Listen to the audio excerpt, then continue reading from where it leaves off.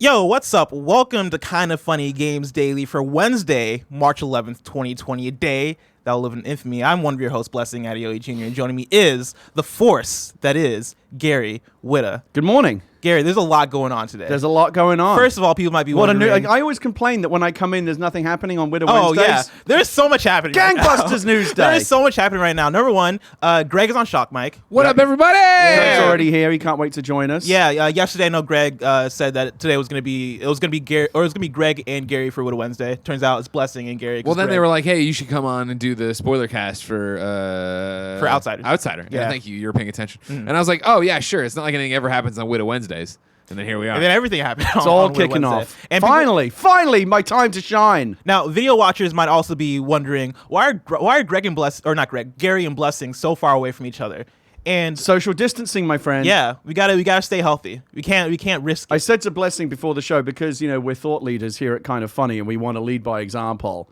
Let's practice that social distancing. Let's, we can still do our jobs like this. Of course, we're just a little bit farther apart. Now the problem is you're getting closer to me, though, Gary. Yeah, I didn't anticipate that. You've had a bit of a sniffle lately. I don't want you I have allergies. Okay. And let me tell you, my body really decided to fuck me on this one. Really? Let's get allergies in the middle of coronavirus. So you're always worried. Then when you figure it out, because I talked about it in the Greg way I put up over on patreon.com/kindoffunny, better than Blessed Way, no big deal. And one of the responses was like, "Oh yeah, I thought I had allergies." Then all this stuff, and I'm like, "All right, cool." But did Claritin solve your issues? Because Claritin solved my issues. If anyone coughs or sneezes around you right now, whether it's clearing your throat or allergies, you're walking the fuck away. Exactly. Right? Yeah. So you stay there. Okay. You coughed before the show. You stay over there. But that is my morning cough. You got to clear your throat. Yeah, that's the thing. We all, on a normal day, probably everybody coughs at some point or sneezes at some point. Yes. But now it is that we're all hyper aware. Yeah. You know what I mean? So this also means that this will prevent us from we're not going to shake the accidentally hands. falling into the habit of, because you do it automatically. It's so easy to shake hands without thinking about it. And that's the tradition. But we'll have a nice little wave at the end. Yeah, we'll wave at the end instead of shaking the hands. We'll do the whole thing. Yeah. Wash your hands. Stay home as much as you can.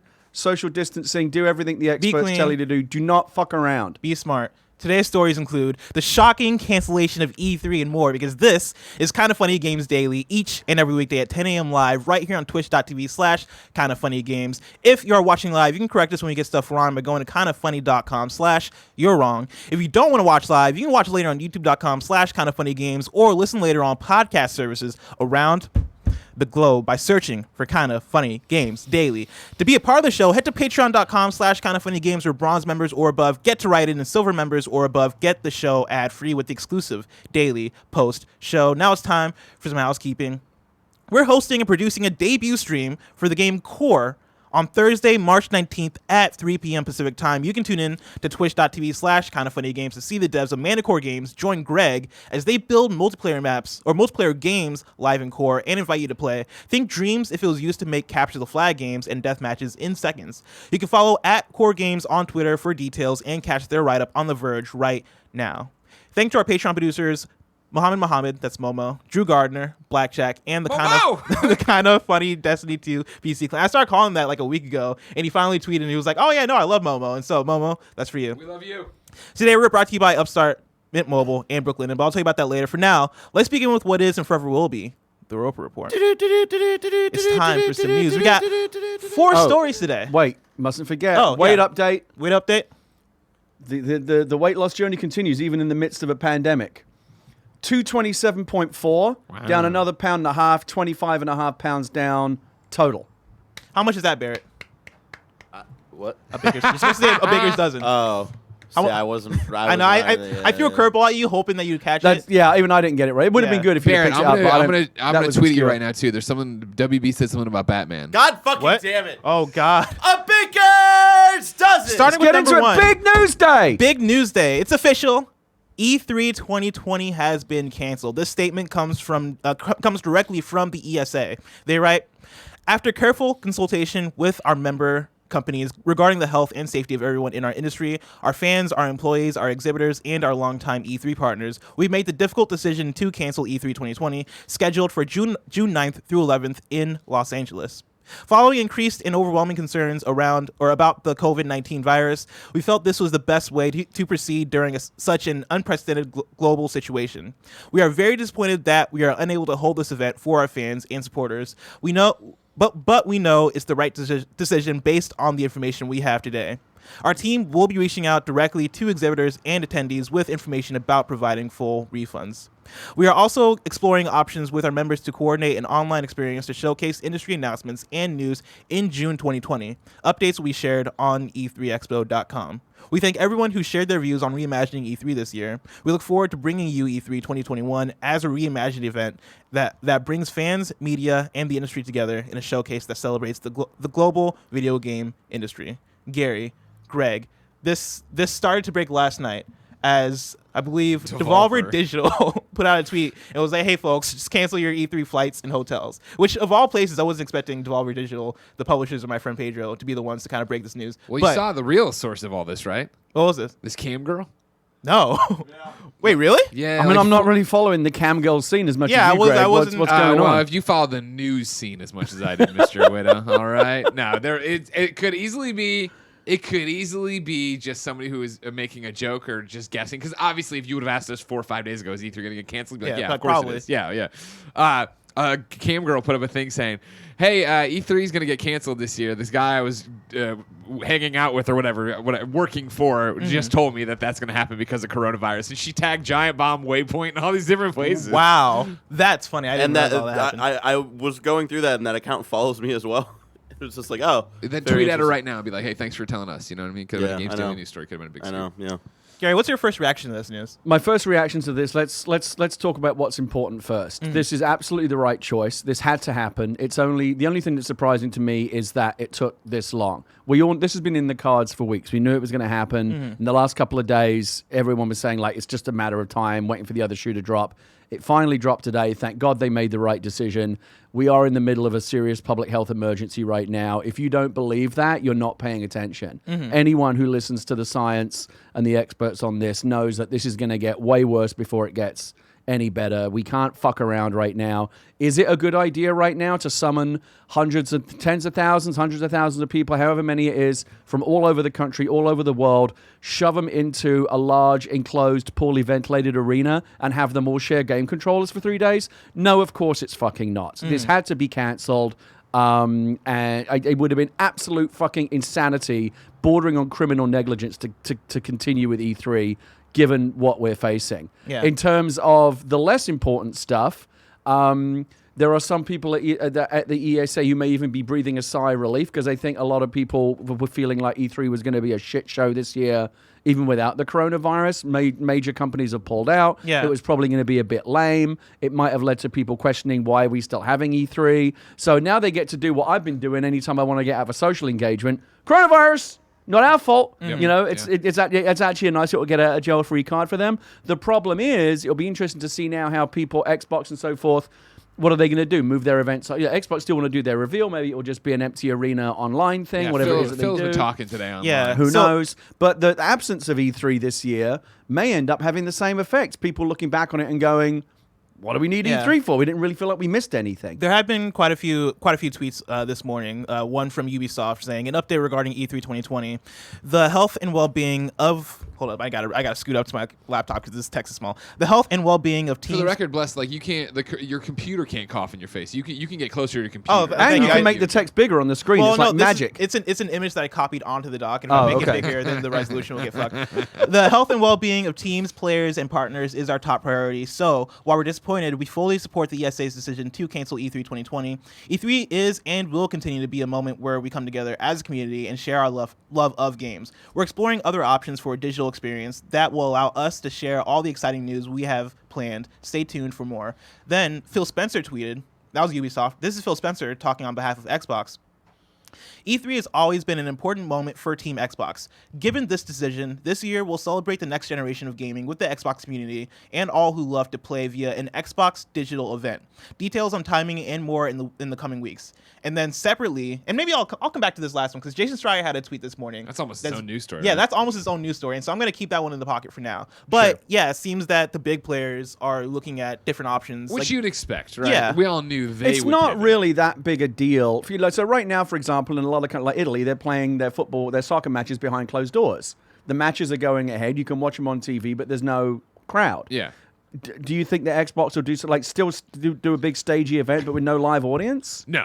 What do you think they'll do? I think it'll be like Nintendo Direct. I think it'll Okay. be a much more. It'll be like Kind of Funny Game Showcase. It'll be like any other of the long litany of things. It'll Just be like a people bigger version of at Inside a desk Xbox. talking. Yeah, kinda? exactly. It would be like the Stadia Direct. We have a green screen behind them, and they talk about what they're doing and where they're going. And I don't think they necessarily make reference to this is out of the ordinary and different. This is life, and we're gonna. Yeah, move this is on. how- It's just this is that we're doing it this time the around. nature of the Xbox presentation at E3, like part of that brand, it's just big and splashy, Well, right? I mean, keep in mind too that this was going to be the one to show the next generation of Xbox. yeah, and that's bigger. Like you want to talk about for the record too, we're jumping in. Obviously, we've already been going. This is the right call to cancel E3. This is what should be done. Of course. It sucks, and obviously we love E3, and you love the E3, and you love pomp and circumstance of E3. I think there's so many different ways, and I see so many people twisting a bit in the wind today talking about it, where you're flipping and flopping so fast on your opinions because you're bummed that E3 happened, but you're glad you're glad that they canceled, but it sucks that they canceled. Oh my God, is the presentation gonna be good? Well, I'm glad they're doing something. Like you're in and out. Yeah, like, and E3, I feel like E3 also means a lot of different things to a lot of different people. Right. Because for me, as a fan, I've always looked at E3 as the place where a bunch of games get announced. Yeah. That's still gonna happen. That's- Right? and That's that's not. the That's not a thing. thing that's changing. for the people I think at home, like as everything that's happening right now with coronavirus, right? Yeah. And the ramifications and the ripples on the pond we're gonna see a year from now throughout everybody's lives. Whether that is so many people are worrying right now about restaurants, right? Right. How many of those are going to be left standing once there's been such a dramatic drop off of people going with margins? Because just Yeah. stop and think about it, right? Of like if you're a restaurant and you lose 20% of your customer base for 4 months, right? Like that, Yeah. your rent doesn't change. I And mean, so there are then you- already some businesses in Seattle that have closed permanently. I think it. I don't want to name names. I think it was. I don't name names. Somebody I believe from Sony today was tweeting, and it might not have been, but it wasn't even about PlayStation-y stuff. It was the idea that even with GDC's cancellation at Moscone Center, there's been other canceled events at Moscone Center, and there's one catering company that's already laid off 40 employees because of it. And that for me is the thing of E3 right now as we talk about it at Ground Zero and wrestle with all these different emotions. I'm glad they canceled E3. They had to cancel E3. It's the right thing to do. Yeah. Everyone who's watching is totally fine to feel it and interpret however you want to and be like, oh man, I'm bummed out that if you're a person who goes to E3, you won't get to see your friends at the JW and you won't get to go to the press conference. Those are all legit feelings too. If you're an at-home person, I don't think much changes. For I you. was going to Yeah, make the no, exact not same really. point. What yeah. gets very fascinating is though, and I'm not trying to be doom and gloom because I think it changes again. I twist on it too of what the real effects here. It's going to be very terrifying for a while, and I think fascinating in a year to look back at how this has changed the landscape of the industry on the ways you wouldn't see on a video screen or on a stage.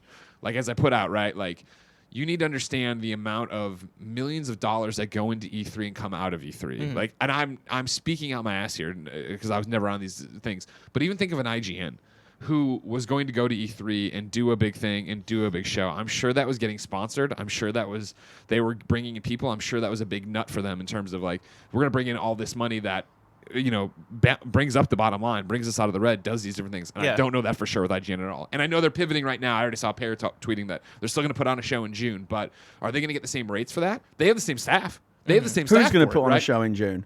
IGN. IGN will still do something in terms, whether it's a live reaction or whatever kind of thing. Yeah, they'll do something. I just don't think you're going to see in-person. No, No, but not that's at what all. I'm saying is like, so even though you're at home and you're still going to watch an IGN E3 presentation, or I should just say Company X, I'm not trying to attack and I was going IGN. to make the exact same point. Look, this for the several thousand, however many it is, there's several thousand people, exhibitors, journalists, fans who were going to go to E3. It sucks. I hate going to E3. Like I don't go anyway because like it's no longer any fun for me. But for many people, I saw many people on Twitter yesterday going, oh, I won't get to hang out with my buddies at the Marriott. And That's been a big thing for me because like that sucks. But you'll live.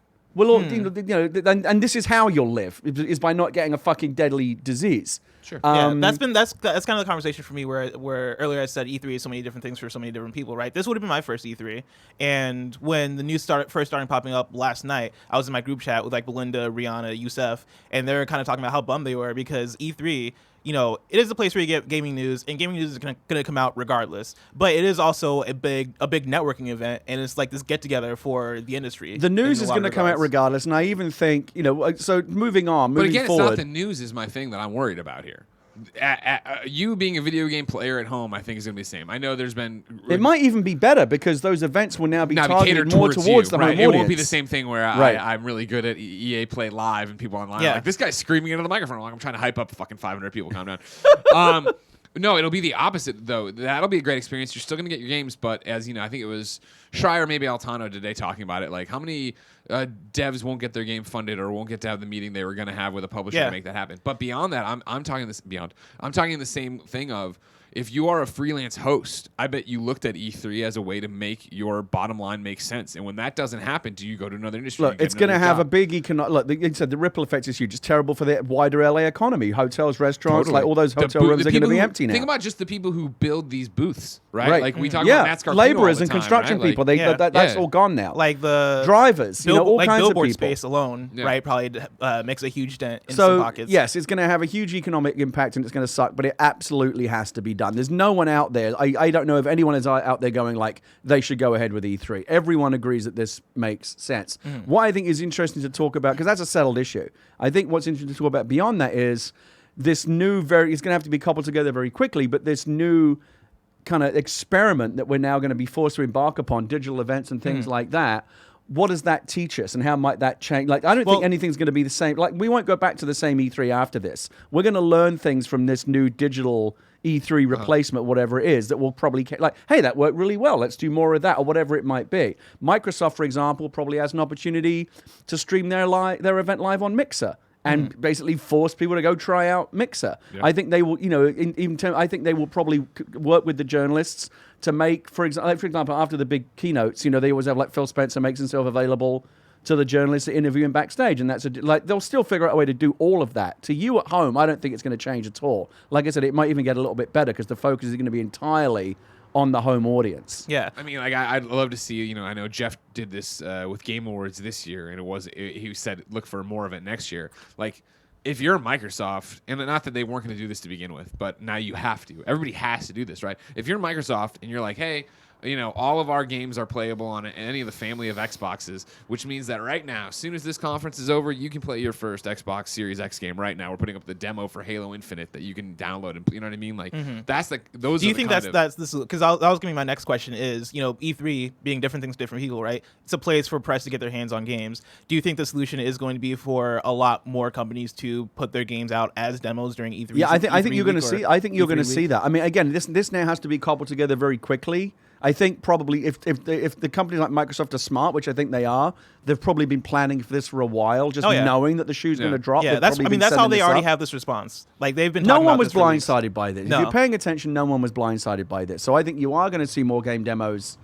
I think you're going to see a game demo festival on Xbox Live and PlayStation. Which would be awesome. I would love that. I hope so. I don't think you will. You don't think so? I think the fact that, like, even for us personally, right, the demos that people take to a PAX or to an E3 or whatever are running on test kits. That's true. And they only have to hold up for like a short period. I think what you're more likely to see from our side as press people, which is what we've already seen from the fallout of GDC, is that I have a bunch of appointments. I think you have a couple booked now too. Yeah. That are, hey, we're going to live stream a demo to you, where they're going to either send us a video package of somebody already playing through the game that we whether it's a playable demo or stuff you can download or whatever it is, they're going to come up with different things. Great. This is what I want to ask you, Greg, and Blessing also. Do you think, to the point I made earlier, that let's say that this new, whatever this digital E3 replacement's going to be is a great success and people like it? Do you think that next year people would go, we didn't really miss that much by not going to E3. Do we really need to do this every year? Like, do you think that this will have a lasting effect on E3 going forward? I do. Yeah.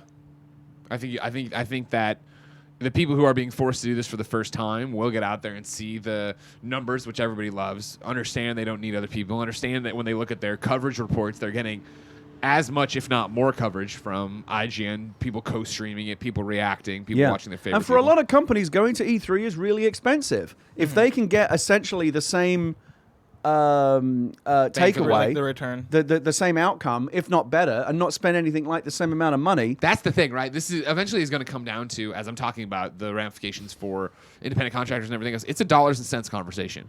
And when Microsoft sees that, hey, we saved how many millions of dollars, and this is obviously dependent on how much they get back from what they were already planning in deposits and yada yada, but they save money by not doing a giant live event, and instead they got a huge return off this digital event, and they already have XO, like, right? That would be the thing where it's like, I would see staying away from this. Worked really well for us. Let's do it again next E3. We'll just do another digital thing, and then we'll make a bigger deal when coronavirus is tackled or tamed, and do an Exo 21 and do a giant live event. And if that's what they really want, if Phil Spencer's like, no, we need that live energy, we need that live thing, make it about the fans and give it to them, rather than gatekeep at E3. And that's what's going to be interesting to me is like, so you think about like Ubisoft and Xbox and Devolver and the brands at E3 whose E3 presence is based on blah, like madness, spectacle, celebrities, Keanu, all that shit. I that's what I'm curious is, are they going to try to recreate that kind of energy in a digital environment? Do they have to recreate that energy is my question. I think it'd be kind of cool if they could. But again, it's like it's not the best analogy. But for example, I was just reading something on Twitter this morning. So again, in Italy right now, they're playing the big football league games behind closed doors, and it's not the same experience. Oh, sure, if you take one, you don't realize how much the crowd is part of that experience until you take them away, and it's surreal watching these top elite athletes playing in front of nobody and just dead silence. Yeah, it's crazy. I mean, it's why LeBron is saying, "I'm not going to." If they start canceling it, he won't play behind closed doors because the fans. That's a big part of. Yeah, exactly. So who knows? He should go watch that halftime Heat where The Rock fought Mankind in a Falls Count Anywhere match, or it was a hardcore match, but it was empty arena. It was awesome. That sounds cool. Yeah. Chase Winters writes in and says, "Hey, Bless and Gary, with E3 all but officially canceled as I type this, developers and platforms are going to have to find their own avenues for their presentations and announcements. Since these companies were prepared to make announcements in June, do you think we'll still see a large number of announcements clustered together, or will they try to announce things either a little sooner or later in order to get a larger share of the spotlight when things aren't as busy?" I think it'll be a bit of both. I think many of the large companies, especially those that are already closely associated with E3, like Microsoft does its big Xbox thing every year. And this is not just every year, this is new hardware year, so it's a big deal. I think that many companies are going to still try and coalesce around like a cluster of E3-like events, like still going to feel like a festival of news for that week. But many other companies might take the opportunity to say, well, you know what, now we don't have to rush to hit an arbitrary E3. I bet you there's a lot of developers out there right now that were crunching to do E3 demo builds that might be breathing a sigh of relief today. They'll be like, okay, cool, we can wait till July. Right.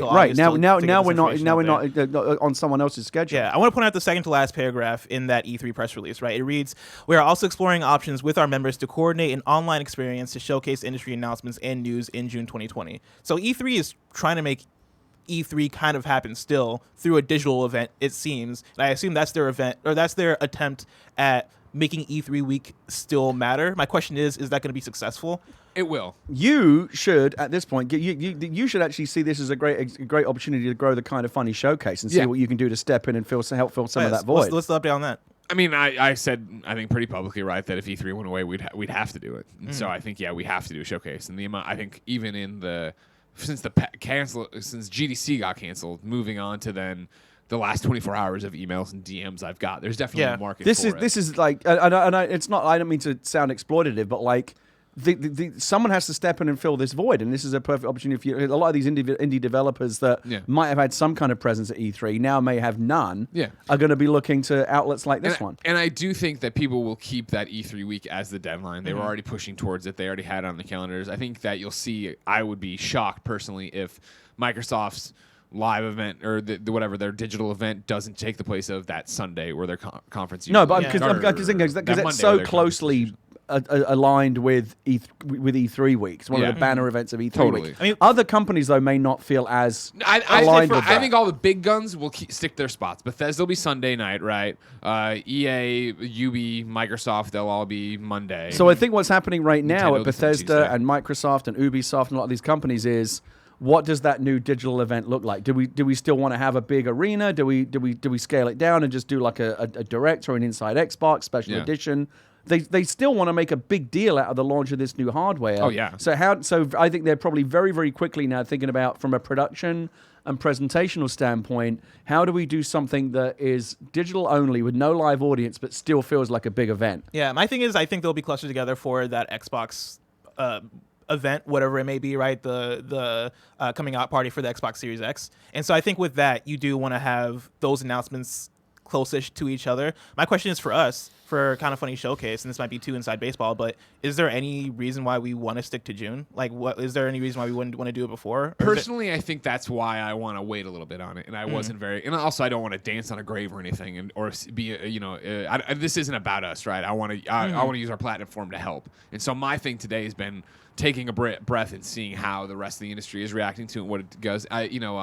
Stephanie Tinsley, who runs Tinsley PR, obviously, but works with Devolver a lot and works with a bunch of indie games. She tweeted today, right, of just like, a lot of people are bringing up like how this is going to affect indies. I don't know what the fuck you're talking about. Like E3's never given a shit about indies. That's why Devolver, right, is at a parking lot across the street from E3. And she's not wrong, right? We did the indie showcase at E3 last year because indies, it's really hard for them to get a presence on a stage in a Ubisoft press conference. Yeah. They're kind of not indies at that point, right? Like, or even how like PlayStation, right? Didn't they used to have historically they have like a little indie shanty town outside of E3? Kensha Hall, right? Before it became Kensha Hall used to be where you would go to get like the really crazy shit. Yeah, but like I'm saying, that's like, an old cut. but E3, like much like Comic-Con, has since spilled over outside of the actual event center, like into the immediate. Like they take over parking lots and stuff. Yeah, and that's Devolver's deal. Yeah, right. So Devolver always has that huge presence over there, where they're doing that kind of thing. With their indies. So yeah, I think there's still a market for it. I think there is a thing, but where to keep it? Like I think everyone will stick to that week, and I think that personally, like this whole E3 thing, right? It's a bummer because I love seeing the industry come together and do one thing and talk at one time. I think to me that's what E3 is. If this had come down, a year ago, 9 months ago, that, hey, E3 is dead, we're no longer doing E3, then I think it's a much different conversation of, like, how do you do this? Where do we move it? The fact that it's happening this close to E3 changes it to be, like, I still think everybody wants that week of nonstop action or those 4 days of nonstop action and announcements in this. It'll be more fascinating for me of what happens on E3 Tuesday afternoon, Wednesday, Thursday, those days that weren't press conferences, that were just show days. Are we now defining E3 as that Saturday with EA Play through Tuesday like the afternoon? The actual conventions, or not conventions, the actual presentations. Yeah. Everyone right now is scrambling. There are meetings going on right now. Yeah. The industry, again, for those of us, or for those of you who really enjoy hanging out with your game journalist buddies or whatever and getting drunk at the W, you're not going to get to do that this year. That's going to suck. But again, you'll live. It's not the end of the world. I think the coverage coming out of E3 in terms of the people at home, the coverage is going to. They're not going to. I don't think those people are going to suffer at all. Krajookie writes in and says, "Hello, Bless and Gary. How will the cancellation of E3 affect industry insiders like yourselves, journalists, and other content creators who are usually running around from meeting to meeting during E3? How disruptive to the flow of information / hype do you think this cancellation will be? Thank you as always." It's just going to be different. Like the spice must flow, right? The spice is going to keep flowing, right? There's going to be a big week of industry events over E3. It's going to be different. We might, because our hand has been forced, we might learn that some things actually work better a different way that we want to, like that. Hey, that turned out to be really good. Let's do that again. I think this could be a really interesting experiment. And again, not to sound too touchy-feely, but you could argue that the industry is coming together over this. They're coming together to keep people safe. And 100%. I think that makes total sense. And I'm not trying to take away from that. To the question, like, how does it affect? It won't affect the top of the pyramid. No. It's not going to affect IGN, GameSpot, with all due respect to us, and I don't think that we're like, on that level, but I mean in terms of what we do, right? We go to E3 and we run around to these appointments, and lots of times you're running to it behind closed doors, hands off, somebody plays it for you. Who this is going to affect again is that when I'm in that room, I'm lucky enough that there's all these people watching or listening right now that want to come get my take on it. I'm in that room usually with 29, maybe 19, depending on the size of the room. Other people who are writing for other sites who are smaller things. These are freelance people. They are working at that moment for 3 different sites. Yeah, all the streamers and bloggers out there who use this as an opportunity to get views, and it's a big event for them. And think about it this way too: that if we are just getting the one can demo put out, you are no longer getting that. Well, I have a question that I got that gets asked in the 3rd demo of 15 in that week. And so they get the breakout news story of, I asked this, nobody thought to, that gets sourced, that we learn more about the game. Instead, you're getting one demo that, as much as a fan as you are of us, Giant Bomb, IGN, US Gamer, whoever, how many times can you hear the same conversation about the same demo, right? Like, that's the thing where if it was that, we went to a demo and guess what? Cyberpunk crashed. Or in this one thing, it's one of those demos where they're like, do you want to go left or right? And we said right, but everybody else said left. Or they spun the camera in a certain way and I saw something and I asked about it and that led to this thing. You lose that with a cancel. You will, and some of that will be lost. And again, this is going to hit people in so many different ways. As Greg pointed out, yes, the smaller guys are going to get hit harder than the bigger guys. That's just the world that we live in, and it sucks, but that's how it is. The Microsofts and the IGNs and the big companies are better placed to absorb this, and they will. I think if there's going to be potentially one big loser that comes out of this, it will be the ESA. Because again, I think that we'll get through this. We'll realize that, hey, that worked out pretty good, and we might look back and say, what are we really missing here? Why do we need to haul hundreds of thousands of dollars worth of stuff in trucks to LA? And what are we really missing here other than a few hotel bar drinking sessions? Like, maybe we don't need a physical E3, or maybe it's just not that attractive. E3, even before coronavirus came along, people were saying, as Sony dropped out and everyone was dropping out, people were saying E3 is moribund. As you know, I like to say. I do know. This might just demonstrate how unfit for purpose it's become. Yeah. Damien writes in, piggybacking off of that, and says, what's good, KFGD crew?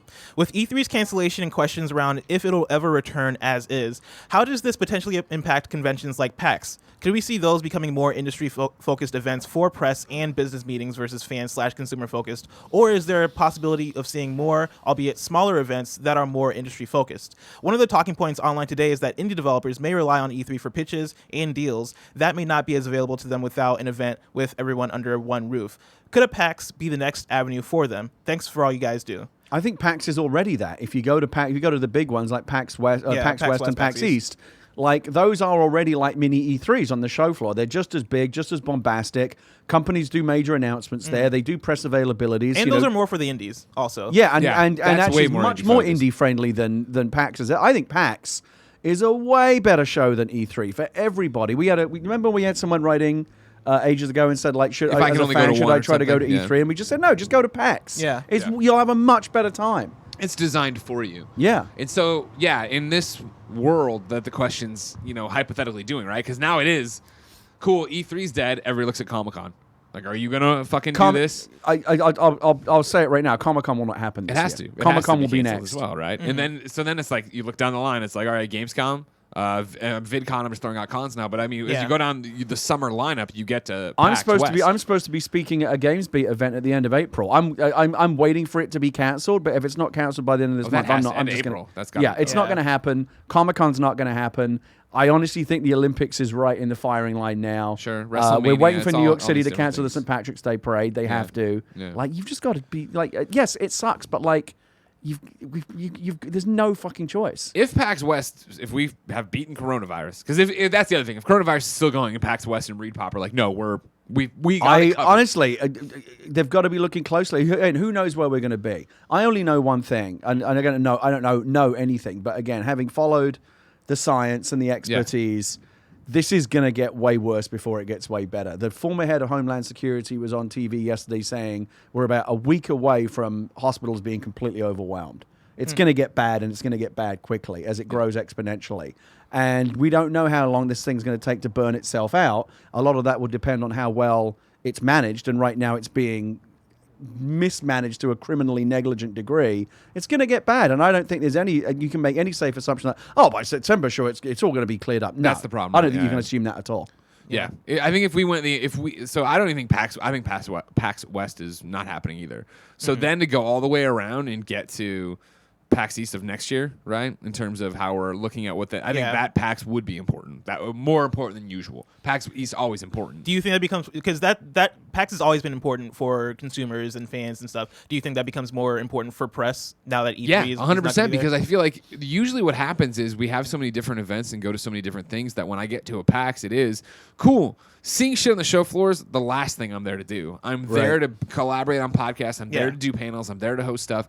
Like, usually the floor, with the exception of the Indie Mega Booth, is old stuff. And then for the Indie Mega Booth, a lot of it I have seen somewhere else, or I've played it. Yeah, people like me and Greg don't line up with the chuds to play demos. We go in through a secret celebrity they have the backdoor. PlayStation booth, and it has a whole bunch of games I've already played, whether it be at going down to PlayStation, whether it be at E3, whether it be whatever. Yeah, a lot of the games at East are at West. Yeah, and so so I feel like that would shift the dynamic there, where if all of a sudden it was the first time for any of us to get our hands on something we saw during an Xbox showcase, a Nintendo Direct, a State of Play or something to that effect, or a Kind of Funny Game showcase for indie stuff, that'd be a different thing. You'd be in a way starving for it, right? Of I saw this game, but I really want to know how it feels. As we start to wrap up this E3 section, I have a story 1.5 here. This comes from Jason Schreier, a tweet this morning. More news from me. Warner Brothers Games was planning to do an E3 press conference this year for the first time to talk about Batman, Harry Potter, and Rocksteady's game, among others. Remains to be seen what they'll do now. Barrett Courtney. Barrett, I know how much that Batman game means to you. I know how much WB means to you, Barrett. Man, I would have rather have not known about this. I don't know. I feel very conflicted, in very different ways about this specific news story. Yes, I'm glad that we're all being smart about this. We're not having this event. This needs to happen. And then there's the other side of it is okay, it's cool to know that they were planning something big and whatnot. And then there's the other side. It's fuck, I would have rather just not have known, because now with all of these questions that we're asking of what does E3 this year turn into, with the whole digital only kind of event. I think they will segue to some kind of digital event. Yeah, I can see a exactly. WB So this kind of takes away from that surprise almost, because you imagine that they're still going to do shit for it.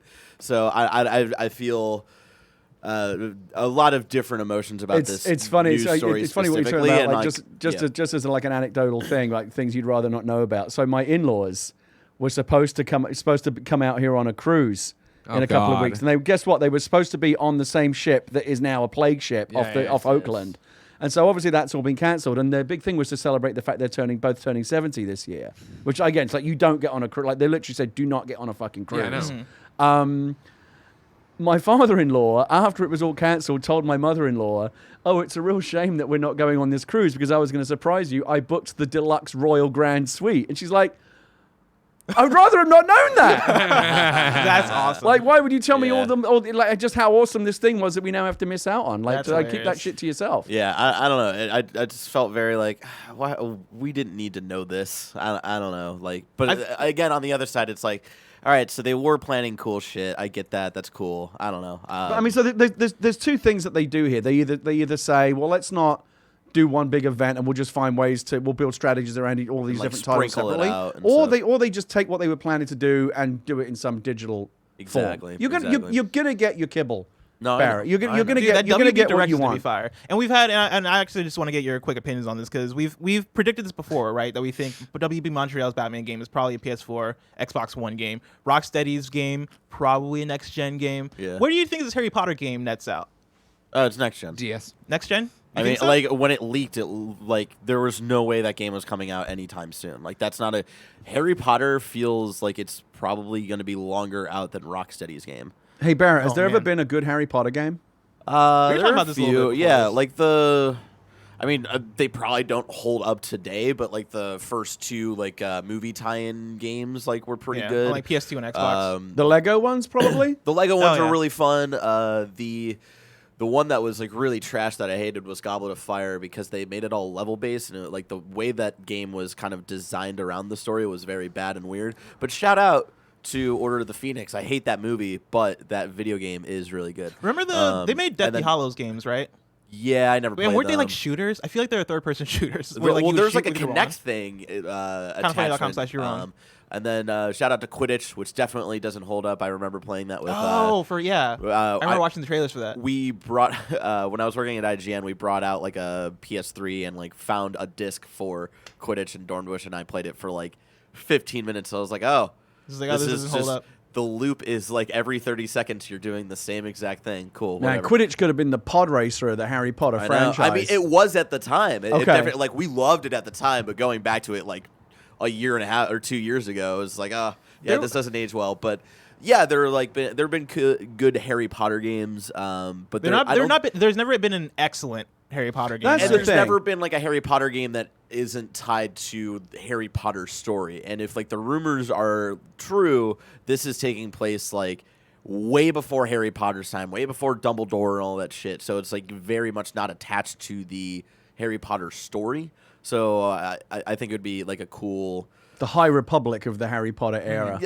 Basically, and like we've never kind of seen that in a video game for Harry Right. Potter before, so I think that'd be. I was really just good making the cool point thing. that historically, while Harry Potter is a massive, massive property, in terms of games, it doesn't carry the same weight as the Batman games or something from No. Rocksteady, No, right? because No. they've never had like a Like a truly They great never had Harry that. Potter they- game. Yeah. The only thing they've had a dev really, like a big name dev that we know for making incredible games behind a Harry Potter game yet. Yeah. But anyway, cool. Whatever. You're We'll gonna get it. you're This gonna is you're gonna exciting get news. everything This- you 'cause want. this is all happening but, this but year again, still, likely. it's exciting and not exciting. You know, like I would have rather not been told about this and just have been surprised with whatever WB was going to do that's fair. instead. Because, like, again, everybody's going to have to pivot now. There's no way this news isn't not going to come out in some way, shape, or form. I would have rather not have heard about this today. So that's Fair enough. That's Before my we mood. before we transition, are there any last thoughts, any final thoughts on this E3 business?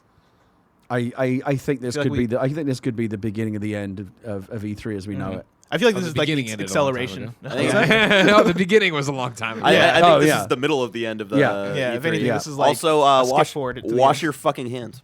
Wash your hands. Wash Yeah. your fucking hands, Wash your hands. everybody. And wear Especially you, condoms. Blessing. Don't I shake wash my hands hands all the time. Blessing and I, for the first time ever, will not shake hands at the end of this There show. you go. You're exclusive. There are quite a few questions I read during the show. And of course, if you want to write your questions in, you can write them into patreon.com/kindoffunnygames, where you can get the show ad-free. And speaking of ads, this episode of Kind of Funny Games Daily is brought to you by Upstart. As most of us have found out the hard way, getting into debt is easy. Getting out of debt is hard, especially if your credit score isn't that great. Thankfully, now there's Upstart.com, the revolutionary lending platform that knows you're more than just your credit score and offers smarter interest rates to help you pay off high-interest credit card debt. You know it, when Greg moved to SF, he needed a loan, and that loan had a terrible interest rate. Upstart would have helped. Upstart goes beyond the traditional credit score when assessing your creditworthiness. They actually reward you based on your education and job history in the form of a smarter rate. Upstart believes you're more than just your credit score. They believe in you. They make it fast, simple, and easy to check your rate. Since it's just a soft pull, it won't affect your credit score. The hard pull happens if you accept your rate.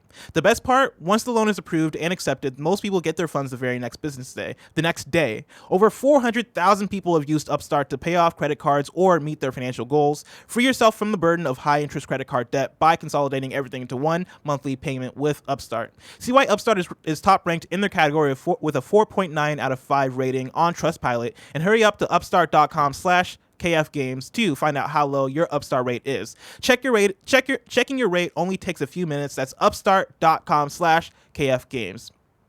Next, we're brought to you by Mint Mobile. If you're still using one of the big wireless providers this year, have you asked yourself what you're paying for? Between expensive retail stores, inflated prices, and hidden fees, you're being taken advantage of because they know you'll pay. Enter Mint Mobile. Mint Mobile provides the same premium network coverage you're used to, but at a fraction of the cost because everything is online. Mint Mobile saves on retail locations and overhead, then passes those savings directly to you. Tim got this for his mom because he noticed she was paying for all sorts of stuff she wasn't using. Why? Mint Mobile makes it easy to cut your wireless bill down to just $15 a month. Every plan comes with unlimited nationwide talk and text. With Mint Mobile, stop paying for unlimited data you'll never use. Choose between plans with 3, 8, or 12 gigabytes of 4G LTE data. Use your own phone with any Mint Mobile plan and keep your same phone number along with all your existing contacts. Ditch your old wireless bill and start saving with Mint Mobile. To get your new wireless bill for just $15 a month and get your plan shipped free to your door, go to mintmobile.com/games. That's mintmobile.com/games. Cut your wireless bill down to just $15 a month at mintmobile.com/games. Lastly, we're brought to you by Brooklinen. Greg, Tim, and so many more Kind of Funny members only sleep on Brooklinen sheets because they're the most comfortable sheets in the world. Be like us. You know Brooklinen as the internet's favorite sheets, but they're also home to bedding, loungewear, towels, and more with over 50,000 plus 5-star reviews and counting. Greg loves them because they're soft, stylish, and easy to build online. Brooklinen was the first direct-to-consumer bedding company. Sirens are on our end, by the way. They work directly with manufacturers and directly with customers. No middlemen, just a great product and service. All luxury products without the luxury markup. They've moved beyond the bedroom to offer bathroom and life essentials, towels, shower curtains, bath mats, robes, and candles to add that extra lavish touch. Even ultra soft loungewear, making you feel like you never left the bed. Brooklinen.com is the perfect place to start making small changes that make big differences. Brooklinen is so confident in their product that all their sheets, comforters, loungewears, and towels come with a lifetime warranty. Go on, make yourself comfortable. Get 10% off your first order and free shipping when you use promo code GAMES only at brooklinen.com. That's BROOKLINEN.com. Promo code GAMES. And hey, New Yorkers, if you're listening, you can get the internet's favorite sheets and more in real life. Visit Brooklinen's first store in Brooklyn at 127 Kent Avenue in Williamsburg. Brooklinen, everything you need to live your most comfortable life. Gary, are you ready for story number 2? Finally. Is there a story number 2? There are 4 stories Oh, today. my God. All right. Like, I feel like there's going to be a big drop-off here from like the nuclear bomb that we just sifted through. The stories drop off, but we're going to cruise through them because they're fun stories. I'm just so happy I finally get to be on a Games Daily that people watch. Because there's big news. People watch for Widow Not Wednesday. just like, oh, this Pokemon might have a different color fucking hat in this new game. Like, that's the biggest news I get to cover on a Wednesday. Well, number 2. Finally, I get mega breaking news. Speaking of mega breaking news, number 2 is time for another review roundup. This time it's Nioh 2. This could finally be the event that makes me as a true celebrity. Like, this could be my breakout moment. Dude, of course. This could be like when Artie got to host the Larry Sanders show. Barrett, how many views? This could be my moment. How many views do you feel like this episode of Kind of Funny Games Daily is many. going to get? Because it's going to get a lot, right? 100,000 in the first 3 days. No? I mean, it's hard to tell, like maybe a couple thousand. 5. I feel like people are starting to get a little bit tired of so many of the headlines on the show being coronavirus, but like this is the big one. Oh, yeah. This is after the big this, one. I mean, there's still going to be coronavirus news, but I feel like after this, it stops being the number one story. Because there will be bigger events that will be cancelled because of this, like potentially the Olympics. But this is the biggest, like video game. There's no bigger gaming event that can get cancelled. We'll see, this man. one. Gamescom is coming up. That will soon. get cancelled. Yeah. Have they not even announced that that's been cancelled? Gary, literally today they tweeted out tickets. They tweeted out today that you could buy tickets for Gamescom. Criminal negligence. The same day that E3 is canceled, which is like, I don't know if that's tone deaf or I don't know if that was a scheduled tweet. I would stake my reputation, for whatever the fuck that's worth, I would stake my reputation on it. Gamescom is not going to happen. Nioh 2 reviews are coming in. On Metacritic, Nioh 2 has an 86. IGN gives it a 9 and says, Nioh 2 is an impressive evolution of its predecessor, strengthening everything that was already great while mostly leaving its already existing issues alone. Its stellar combat is elevated by the addition of soul cores, burst counters, and the ways in which those 2 main new mechanics affect enemy AI and how you approach battles. Its depth is impressive, even though that can also make it feel a little overwhelming due to how much time must be spent managing Nioh 2's many systems. If you're up to the challenge, Nioh 2 is no doubt one of the most difficult and rewarding games of this generation. WCCF Tech gives it a 9.6 and says, when looking back at how ambitious the first Nioh was, playing through Nioh 2 feels like a more polished experience, offering new tools to play and enemies to slay. This could be the start of a brand new Samurai Soul series, and I would be all for it. If you love the first Nioh, there's more than enough reason to pick up a katana and embrace your inner yokai. And then lastly, Games Radar gives it 4.5 stars and says Nioh 2 might play it safe in some respects, but the fluidity, depth, and intensity of its combat is incredible. Gary, do you have any interest in playing Nioh 2 at all? Is that your type I of didn't game? play Nioh 1. Are you a Souls person at all? Like a Soulsborne? No. It goes to, if I, you know me, I'm Mr. Baby-ass baby mode. Yeah. And I've been watching Andy Cortez over the past couple of weeks just go through an utter misery playing Bloodborne. Like, why would I want to subject myself to that? Dude, I've been playing Bloodborne over the last month and a half. Are you enjoying or I guess it? Last 3 months. I am really enjoying it. And Greg hit me up and he was like, "Hey, do you want the code for Nioh 2?" And he sent it to me. And I started playing Nioh 2, and it is so hard. It had me crawling back to Bloodborne. Some people, lots of gamers like that. They want to play a punishing game, and it's great that there are games out there like that, like Sekiro, that Bloodborne, Souls games, whatever, that can scratch that itch. It's just not for me. Oh yeah, no, I would have never thought this type of game would be for me until like halfway through Bloodborne. I'm realizing that it's punishing in ways that I can forgive. It's funny enough, I've been playing Ori, which the review embargo went up yesterday. So I hear that's great. Yeah, Ori's fantastic, but there are certain parts of it that are so punishing, and it's punishing in it's ways. Hard? It gets hard at points. Like overall, it's not like hard like a Souls game, but like it is difficult. Like Cuphead hard? No, but like it has hard. Like there are boss fights that are difficult in Ori, and like the combat is not always forgiving. Does it have adjustable difficulty?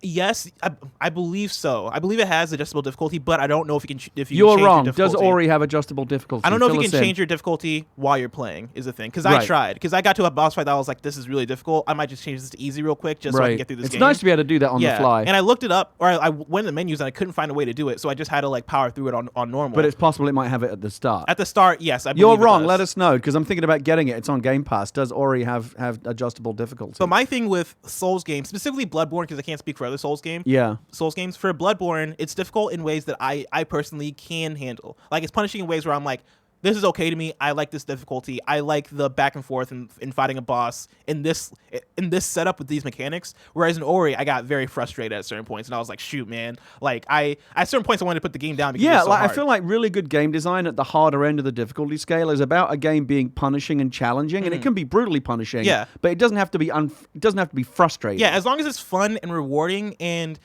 it's frustrating in ways that you can accept. I think Right. that's the sweet spot. But for example, I never played the Dark Souls or Demon Souls games, but I used to really, really enjoy watching videos of people rage quitting and like, what yeah. the fuck? Like just the worst time that this game is giving you. Yeah. I can't possibly do that, but some people like that. They're almost masochistic in their gaming habits. Oh, yeah. I don't know if Andy's here, but if Andy wants to come on the shock mic, I wanted to ask him about his experience playing Bloodborne. He's not here? Not here. Okay. I believe He's he enjoying loves it? it's been great having great having Andy in the office because he's kind of like my motivation when I'm playing Bloodborne because he'll come through and he'll be like, oh, where you at right now? And I'm just like, Yeah, oh, you I'm need. at I this think place. you need a support group when you're playing you a game definitely like do need that. a support group. I believe for Nioh 2, we are streaming that game later this week. So with Nioh is off Imran. that ilk? Nioh is like a Souls game. Like Okay. It's Not for me. But it seems even harder, which is crazy. Like it seems even more difficult. Right. But yeah, I believe we'll be streaming that later this week with Imran and Fran and me. And so stay Fun. tuned for that. Scary game sucks. It's not even scary. It's just a Souls game. It's a samurai game. It's Nioh. All right, guys. I'm sorry. I was misinformed. It's How are you, okay. Kevin? I I'm understand. good. How you doing? Yeah, good. It's good to see you. I like your shirt. It's a good color. Yeah, it's just, I think I got it from Target. Oh my It's God. whatever. Target's got good stuff. Yeah. We're 50 minutes into the Don't show, knock it. and now we're at story number 3, which Big is news day. Doom Eternal. Yeah, right. E3 news. That's the big E3's news. canceled, Kevin. What are You we just doing? waking up what to are we this doing now? the first week of June, Kevin? Me and you. Hey, go to LA. Me and you. We party. Go to Hollywood. Meet up with who's in Hollywood? John Boyega. You want to hang out with Boyega? You think you can hang out with Boyega's my pal. You want me I to don't know, hook, man. you want me to hook it up? We're me and Boyega are Nigerian. I can hook you up. Number 3, Doom Eternal is not true 4K on Google Stadia. This comes from Wesley Yinpool at Eurogamer. Doom Eternal is not true 4K on Google Stadia. Developer id Software has confirmed. Rather, the blistering first-person shooter runs at 1080p. Kevin. Hold on. What's this? What's he got? What's he got for us? I got an idea for a show. We call it Third Wheel. Me and you go to LA. You hang out with your friends, and I just join you. And you just hang around on the ask periphery. questions and kind of get that going. It'll be like, You know what you could do? You just be that guy that's like always trying to kind of wait for that right moment to integrate themselves to the Yeah. conversation, like And- trying to and catch you your just have eye, to like shut me just down. hovering on the periphery, but I This is never our story, acknowledge yeah. you. Let's do that. That's some it'll, great it'll be like content. comedians Yeah. in cars getting coffee, but it'll be Kevin in LA being ignored by comedians or by celebrities. Yeah. Again, I love the name Third Wheel. I'm just putting that out there. Or I could drive around with like one of my LA celebrities. Yeah. You could sit in the back, and every time you try to say something, I just go, "Shut the fuck up, Kevin! You're out of your element." And just do that over and over. We should shoot that pilot. That would be easy to do. Stick up GoPro on the dashboard, and we're done. Oh, man. Why is it that every time I come in here, This is gonna be a long episode of Games I feel Daily, like y'all. my job on this show now is not even hosting this show. It's fucking giving you guys $1 million ideas for content. I'm sad because the Japan trip hasn't come up in a while, and it's probably not as I gonna said happen on now. Twitter last night though. That's out. So, by the way, sorry, Kevin, that you're not going to Japan now. I'm not paying for your ticket anymore. Why? Because Is why there do an you outbreak think? going on? Corona? Yes. Well, after. Next, they'll be like, we can go. Next Okay. year. Well, we will revisit after that. All right. But let's for revisit. right now, that is way off on the back burner. You can forget about that. To continue, Let's do this show instead. Let's do the car what's that car box, show. Kevin? Huh? Actually, I guess I probably shouldn't ask what a box is. Paula. Oh, it's for Paula. Okay. Always for Paula. To continue this article about Doom Eternal not being true 4K on Google Stadia, rather the blistering first-person shooter runs at 1080p and 60 frames per second on HD displays and upsamples to 2160p from 1800p at 60 frames per second on 4K displays. The news comes as a surprise given Doom Eternal's position as one of the leading titles for Stadia, Google's use of the game to demo the tech to press, and the fact that it promised the game would run in true 4K a year ago. When Google unveiled its streaming platform at GDC in 2019, its boss, Marty Stratton, took to the stage to say Doom Eternal would run at true 4K, prompting a round of applause from the audience. Quote, "If you're going to prove to the world that you can stream that you can stream games from the cloud, what better proof than Doom?" He Indeed. said. And if you're going to prove to a developer that you're serious about building a robust platform, what better team than id, where we push every platform to its limit. We couldn't be happier to bringing Doom Eternal to Stadia, and we are thrilled to announce that the game will be capable of running at true 4K resolution with HDR color at an unrelenting 60 frames per second. End quote. Gary, it seems like Stadia keeps taking the hits. No true 4K on the one. Doom. Like, I can already see Yong Yi fucking firing up his camera, Cranking it up, and getting ready to fucking pile on. Angry Joe, Angry getting Joe. ready. They're Yeah. all the usual suspects. Are all going to be piling. You know what I'm talking Oh about. yeah, dude. I used to love Angry. I still love Angry Joe. I love Angry Joe. I don't agree with him on everything, but I like his energy. Yeah. And I like Young. I like these guys are out there. They're helping keeping people's feet to the fire. They're doing good work. And yeah, like these videos are coming. On the one hand, I don't know how it is that Google and Stadia are somehow managing to make it a situation where every single piece of news that comes out is bad. Like, when's the last time they announced good news? It's They the haven't, Fallout 76 ever. situation. This is like Fallout 76 last year, where it was the release, and then this game's broken. Oh, there's this. Oh, the bag. Oh, like And all these different things. this is now a situation where this is the worst one yet, because Doom Eternal is a major title. It's this like is the the kind of premier title, title. and they said it right. This is exactly the kind of title that should be demonstrating what Stadia is truly capable of. This guy went out and gave us all a copper-bottomed promise that this game. Thrilled to announce that the game will be capable of running at true 4K resolution with HDR color and unrelenting 60 frames per second. Okay, now that we know that is not true, where's the follow-up statement? You won't see one. Yes. Where's the follow-up statement that explains why that turned out to not be I wonder, true? and what I want to know is the reasoning, because I believe this article, they do reference. Let's see. This news comes as I'm trying to figure out where they got the news from, because I believe they asked for a statement from them, and that's how they learned that, like, yeah, this isn't actually running it at 4K. But I guess they didn't give reasoning. They just said, yeah, it's not what we're doing now. I mean, when makes you me go out of your concerned. way to make someone a promise, and you do it in such specific and certain detail as this, around such an important title, and then you fail to deliver, I feel like the people that paid money for Stadia are owed an explanation. Oh yeah, 100%. And I'm curious. Kindoffunny.com/you're wrong. Do any of the games on Stadia run at 4K 60? That's been a point of contention, but the answer is kind of like an all over the board kind of like, well, kind of yes, but kind of no. It's not the just straight unqualified yes that we were promised, and that's the point. Yeah, and that's the thing. And so this, like, it really is kind of death by 1,000 cuts currently for Stadia. And I mean, how many people can be? I know they're not putting out the numbers, because the numbers no doubt are shit. Oh yeah. But like, how many fucking people are playing Stadia right now? I mean, the whole re-up thing just passed, right? Like the 3 month the 3 months ran out. That ran out, and they're giving pro subscriptions away to Verizon. They're trying to do all kinds of promotions. If you've got a Chromecast Ultra, they'll give you pro for free for 3 months. If you've got Verizon Fios, they're doing all these kind of deals to try and like goose the numbers and get people to try it. I think that's like putting a Band-Aid on a bullet wound. They need to be doing much more than that to turn Stadia around. Yeah. Right now, look, we've said it so many times, but Stadia continues to be a fucking mess. This is the latest embarrassment. I was rooting for it. I had a Founders Edition pre-ordered until the last minute when it became obvious it was going to be a shit show and my $130 was going to be wasted. I like Phil. He's a friend of mine. I have other friends over there who are working in the Stadia division. They have great people over there. It's not working right now. They desperately need to radically rethink their approach. I agree, Gary. Number 4. 2 new Nintendo Directs might be incoming. This comes from Jordan Gerlbick at Games Radar. He writes, We're likely to learn a lot more about Nintendo's 2020 lineup shortly if reports are true that two Nintendo Directs are being scheduled for this month. Sources at VentureBeat are saying Nintendo is wrapping up an indie showcase presentation that's likely to air March 18th, which isn't technically a Direct, but we get it.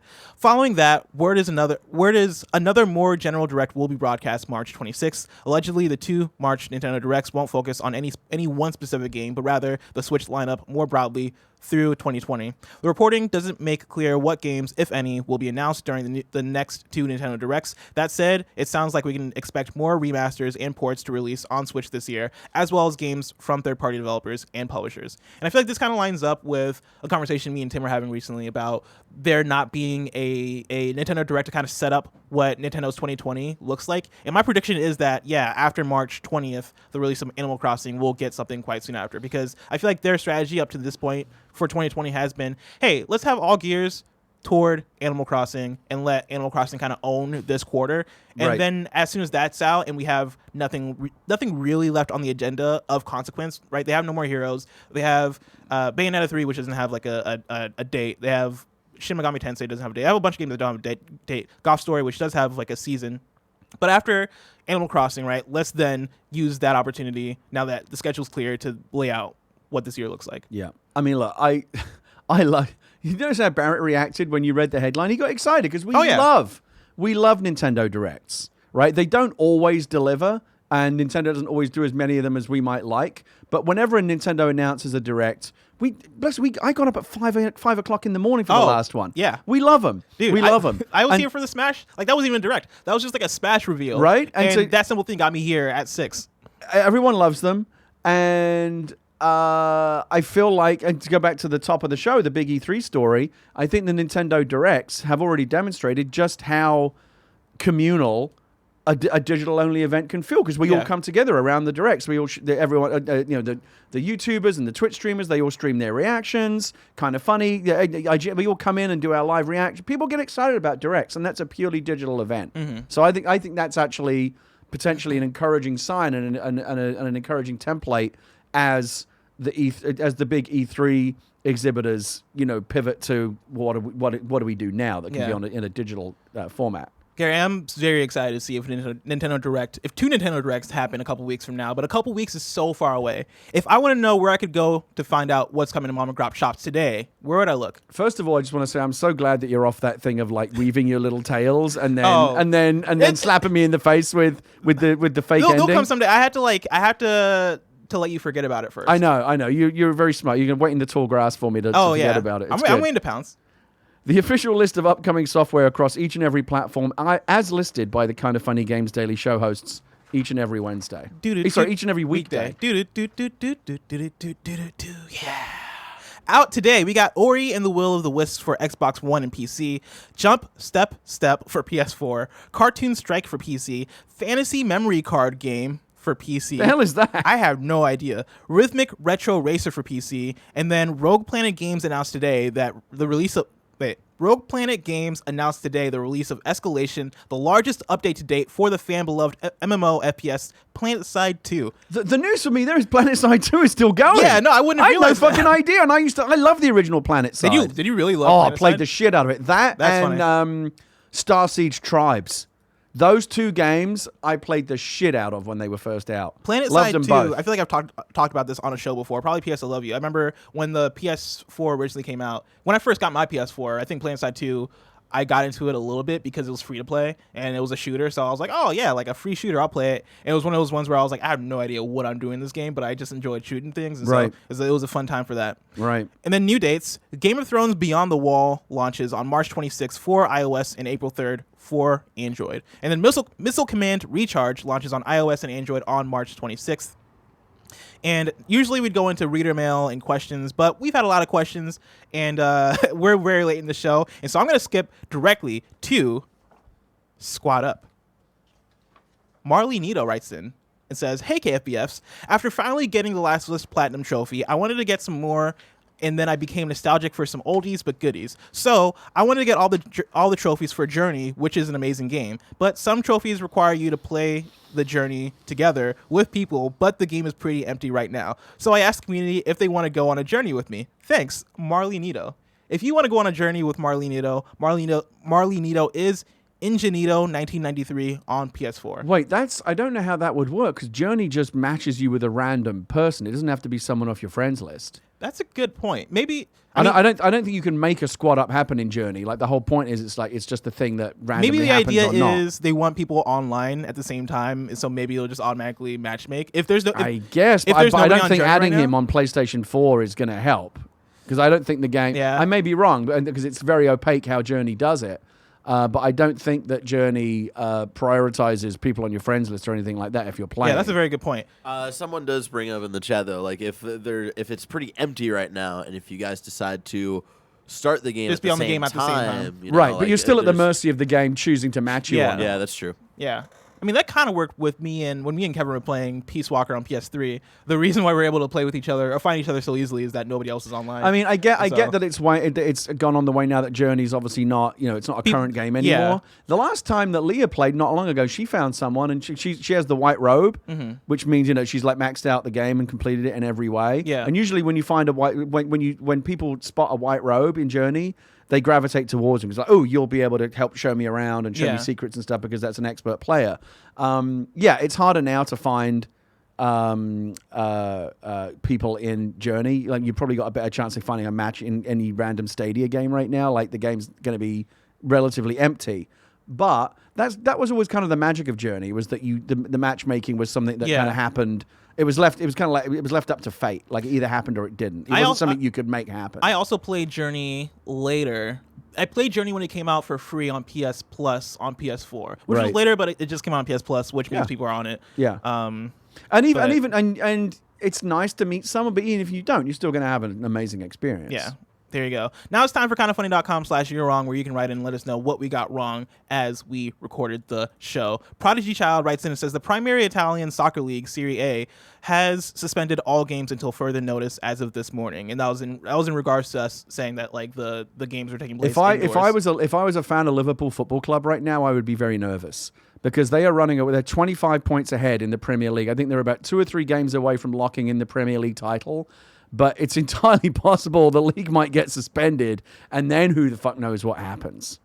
Personally, as a Tottenham fan, I would love them to restart the league, because we're having a shit season. The Nioh writes in and says, yes, the first Deathly Hallows game had shooter elements in it. There was also side missions that were very mundane and repetitive. But yeah, I remember that very vividly, like watching the commercials for Deathly Hallows and being like, this looks like a third-person shooter. Let's see. Anakin JMT writes in, since Devolver Digital tweeted out that they'll do a live stream / direct press conference and possibly more. So we got some Harry Potter corrections. Oh no, these aren't really corrections. These are more clarification. Did you get anything on Ori?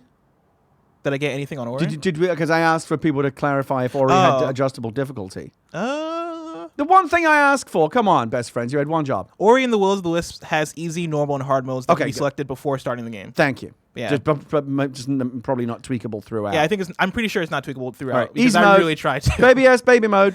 But yeah, if you want to start the game off on easy, boom. I'm gonna. I think it's worth.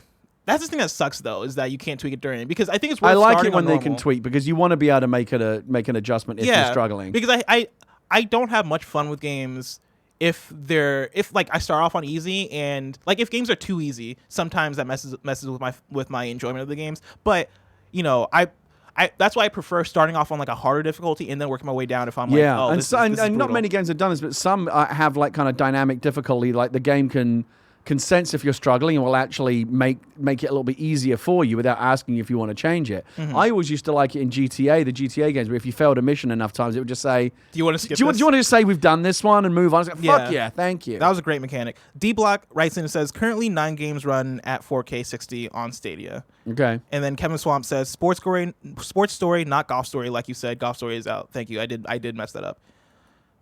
Kevin Swamp also writes in, you missed Grab and Jab for Nintendo Switch for a year out, or not year out, out today. Thanks. And I think that credit for the Nintendo Direct leaks go to Jeff Grubb. Shout out, homie. And then, yeah, that's it for You're Wrong. Of course, tomorrow's hosts are Greg and me. Greg in the host seat, me in the passenger seat. Though, who knows? Because every single day has been different than what we said this week for KFGD. And so you'll see tomorrow who the hosts are. Of course, this has been Kind of Funny Games Daily, each and every weekday live right here on twitch.tv/kindoffunnygames. We run you through the nerdy news that you need to know about. We have a Patreon post show for those that are subbed at the silver level of patreon.com/kindoffunnygames. So stick around for that. Otherwise, Gary. Wait. I'm going to wave at you. Yes. But because I don't want to restrict it to only people in the post show, many people have become very excited about this NBA Street thing. Oh. I know you were able to find your copy of it. Yep. So we got somebody sent in a copy. Oh, too. somebody sent in a copy? Yeah, we have multiple copies. That's great. Well, thank you, whoever that was. So we're one step closer. Yes. I need to talk to Tim about getting on the schedule. Yes, 100%. You have been running your mouth quite been. a bit. Yeah. So I'm you're confident. still confident. Oh yeah. This is the thing I've been pondering as I've been at home, right? Do I practice at all, or do I just come in fresh and just show everybody that I don't even? You're need, that confident. I don't even need you to don't like feel there's grease any. up You don't feel there's any rust wheels. that you need to shake off or anything. Like the only dust I need to shake off is to figure out who my team is going to be. You should practice. Should I though? Yes, Because I don't you want to should embarrass practice. folks. Feeling a little Barrett. bit. There's a bit of a tortoise in the hair vibe going on here, right? It You know, a really little bit of is. hubris. I mean, if you don't want to, totally fine. You're gonna end up in last place though. Barrett, are you participating in this tournament? Do you You want got the to. hands? Dude, I'll fucking go. I'll fucking throw some hands right now. You think Let's I go. won't? I won't choose. What's her name? Biggie Little. Whatever her name is. There's like a short girl who's like dope. She has dope handles. I think her name is Biggie Little. Biggie Littles, like What? Biggie Smalls. We Anyway, it's gonna happen. It's gonna happen. Stay tuned. People know what I'm talking about. But yeah, stick around for that. We'll figure out when that's gonna be on the schedule. Yeah. Until next time, Game Daily.